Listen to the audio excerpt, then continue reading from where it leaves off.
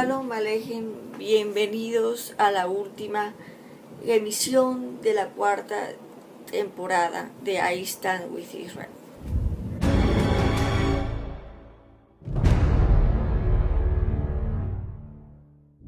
En la emisión anterior habíamos mencionado algunos antecedentes de lo que más adelante sería la noche de los cristales rotos o el Kristallnacht, que comenzaremos a conocer como la noche de Lutero.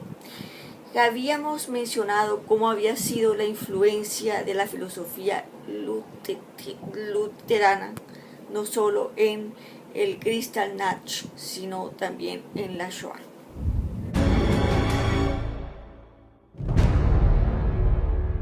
Antes y durante la Shoah, en Alemania vivían más de 70.000 judíos de origen polaco.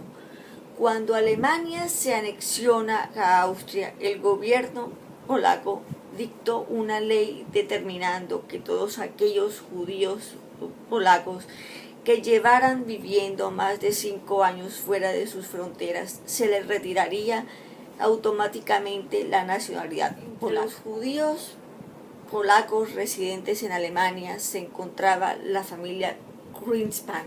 Herschel Greenspan era el menor de los miembros de esta familia. Él se había mudado con su tío a Bélgica, pero por distintas cuestiones familiares llegó de forma ilegal a Francia. Al poco tiempo, Herschel decide volver a Alemania, pero el gobierno alemán le niega la entrada por ser judío. Herschel vuelve a Francia y vive de forma ilegal con sus abuelos. Herschel se entera de una redada general realizada por la Gestapo el 26 de octubre de 1938, en donde más de 12.000 judíos fueron detenidos, y por una carta de su tío, que su tío le reenviara, que la madre de Herschel le había enviado a su vez, se enteró que sus padres estaban dentro de esos 12.000 judíos que habían sido detenidos por la Gestapo. Los judíos habían sido sacados de Alemania y en trenes rumbo a Polonia, pero al no poder ingresar a dicho país fueron abandonados en una población fronteriza. En la carta que su tío le había enviado, la madre de Herschel le pedía ayuda para emigrar a los Estados Unidos. Entonces, ante la imposibilidad de enviarles plata por las restricciones del gobierno, Herschel decide cobrar venganza. Herschel logra convencer al empleado de una tienda de armas que le vendiera de forma ilegal, ya que Herschel no solo era judío, sino que además era menor de edad, un revólver por la suma de 238 francos.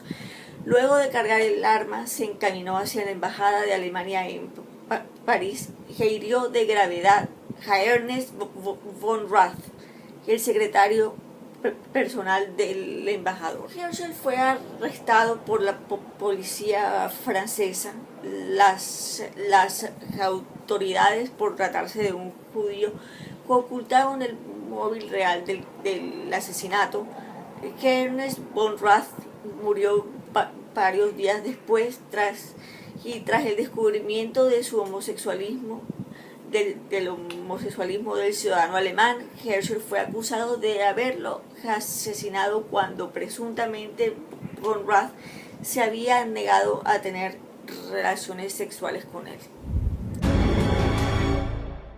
La muerte de Ernest von Rath había sido tan solo una pequeña excusa que el Führer necesitaba para lo que tendría planeado aquella noche del 9 al 10 de noviembre de 1938. Me atrevería a decir que no fue la muerte de Ernest von Rath la que provocó todo esto, fue la excusa que el Führer usó para justificar lo que el infierno nacional, el infierno antisemita que se desataría aquella noche.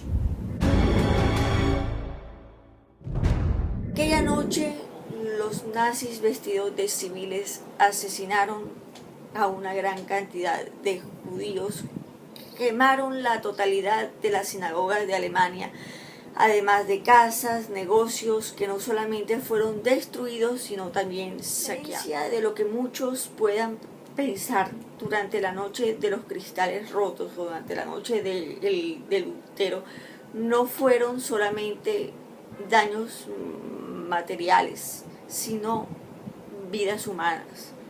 Los daños causados fueron tan solo que el aviso de lo que sucedería en los siguientes años, lo que sería la Shoah.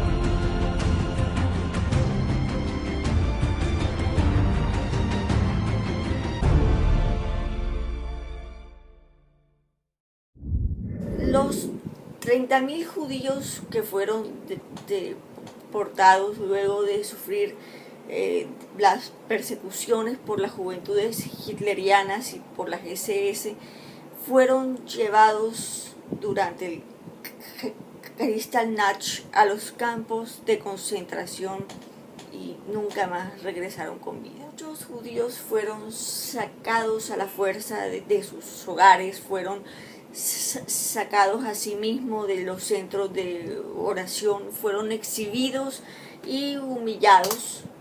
En los caminos, cuando intentaban huir, fueron detenidos y posteriormente asesinados.